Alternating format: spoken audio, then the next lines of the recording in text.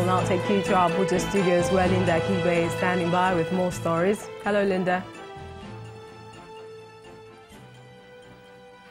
Hello, Millicent. And now to security. The police in Kaduna State have arrested 42 Shiite Muslims in connection with the killing of a police officer during a protest on Thursday. The spokesperson of the Kaduna State Police Command, Mukhtar Aliyu, who confirmed the arrest, says the suspects will be charged to court when investigation is concluded. The Islamic group has staged a protest to demand the release of their leader, Sheikh Ibrahim El-Zakzaki, and his wife, who have been in detention since December 2015, following a clash with the Nigerian army. The protest, which held along Ahmadu Bello Way in the Kaduna State capital, turned violent when policemen attempted to disperse the Shiite members for illegal possession and unlawful assembly. Although everywhere is calm, policemen and other security operatives have been positioned at strategic locations and flashpoints to avert any further breakdown of law and order by the Shiites or other criminal elements. And defense chiefs of the community of the Sahel-Sahara states have agreed to support forces of member countries in the interest of peace and stability in the region. They arrived at this decision at the meeting of the organization, which has ended in Abuja, Nigeria's capital. Members also resolved to intensify support for Mali, Libya, the Central African Republic and Somalia to address the political and security situations in their countries through dialogue. They also agreed to strengthen their national security systems and strategies to ensure a watertight strategy to combat violent extremism and transnational crimes. The conventional wisdom is that the security of the whole is a collective security for all parts. It is on this premise that I solicit your collective cooperation and commitment in pushing for the implementation of decisions reached in this noble gathering today. Distinguished ladies and gentlemen, as you are all aware, the meeting provided a deep introspection on the consolidation of our achievements in the fight against terrorism and how to advance censored community developmental efforts. Permit me, therefore, to state that I found this meeting useful and the contribution to strengthening the values of collective synergy that will metamorphose into regional developmental action that the community yearns for. We adopted far-reaching conclusions which culminated into Abuja conclusions. It is not enough to discuss and the decision reached. It is most imperative that we should see the implementation of all those decisions. And consequently, it is my sincere hope that the collectively pursue the implementation of these conclusions reached under the principles of Abuja Declaration. Poor supply chain management has been identified as a major impediment to healthcare interventions and services, particularly at the front lines of healthcare delivery. Well, this was the thrust of deliberations at a forum of experts which held in Lagos. Participants emphasized the need to harness private sector resources to strengthen public health supply chains in Nigeria. Despite government's efforts, the health system in Nigeria is still characterized by poor health indices. This forum is to facilitate a collaboration towards improving the supply chain, a key area that enhances the availability of healthcare commodities. One of the important impediments that we need to address to unlock the potential that we have in the health sector, particularly around getting drugs and services at service delivery points in rural areas, is really doing something about supply chain management.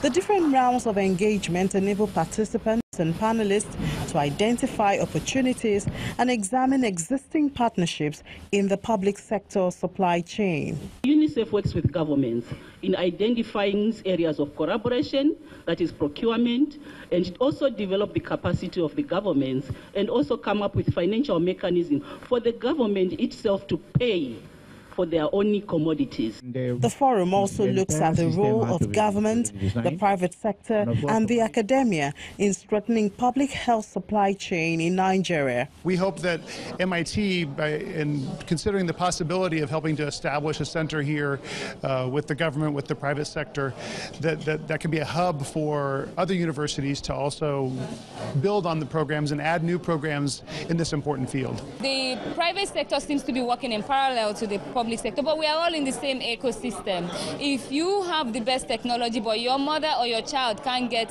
vaccines or can't get drugs at primary healthcare facilities, then there's a problem there. We have to find a way to work together, to collaborate, to strengthen the public health system. Africa Resource Center is working with Health Alliance and other organizations to build a centralized and regional supply chain that can provide independent advice and develop partnerships across countries to help ministries of health meet their public health goals. Well, let's get set to take you to Kayode Kikelu, who has the latest in business.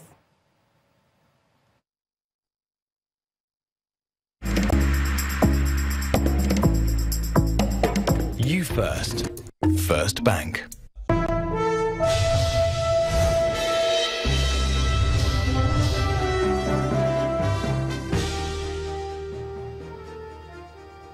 Many thanks, Millicent, and welcome to Business News, where the Federation Account Allocation Committee has disbursed a sum of 701.02 billion naira to the three tiers of government in May 2018 from the revenue generated in April 2018. The amount disbursed comprises 612.64 billion naira from the statutory account, 87.97 billion naira from value-added tax, and 418.8 million naira being excess bank charges recovered. Out of the total amounts disbursed, the federal government received a total of 289.04 billion naira. States received a total of 181.96 billion naira. Local governments received 137.33 billion naira, while 49.76 billion naira was shared among the oil-producing states as 13% derivation fund. And President Muhammadu Buhari has approved the appointment of 4 non-executive directors for the Central Bank of Nigeria. This was made known today by the Permanent Secretary in the Office of the Secretary to the Government of the Federation, Mr. Olusegun Adekunle, in Abuja. The new appointees are Mr. Adeola Adetunji, Professor Mike Obadan, Professor Justicia Nabuko, and Professor Umu Ahmed Jalingo. Mr. Adekunle says in the statement that the appointments were for the initial period of 4 years with effect from June the 7th, 2018. And moving on now, Nigeria's stock market enters new month lows as persistent sell pressures pushes the all-share index away from the 38,000 level. Bisi Adebayo tells us more.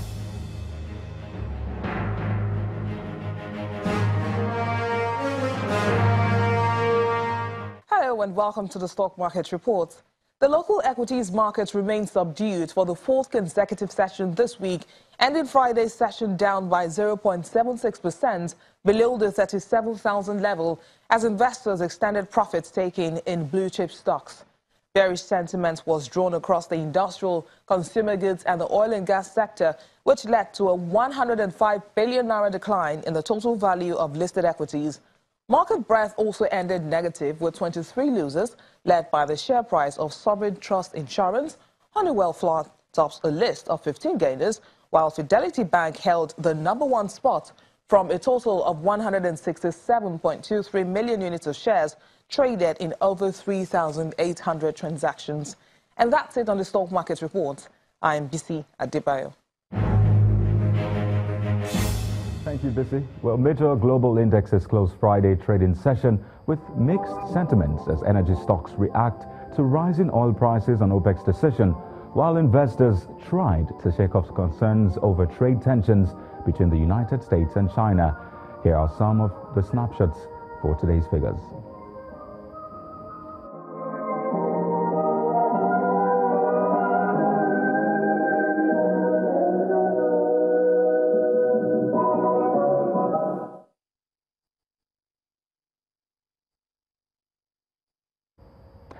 business news. I am Kayode Okikiolu. It's now back to you, Millicent.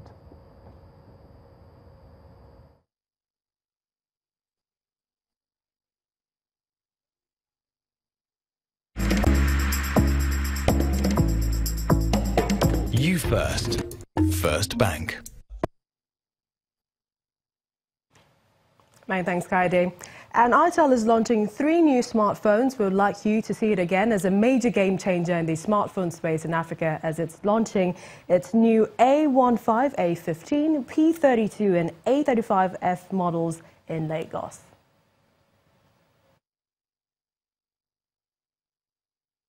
Conveniency, security and reliability. Those are the 3 major selling points of the ITEL 3 Series phone launch held in Lagos State. ITEL.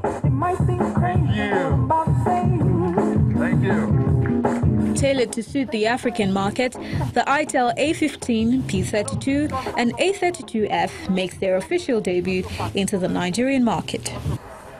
You might ask why we designed such a product to launch to this market.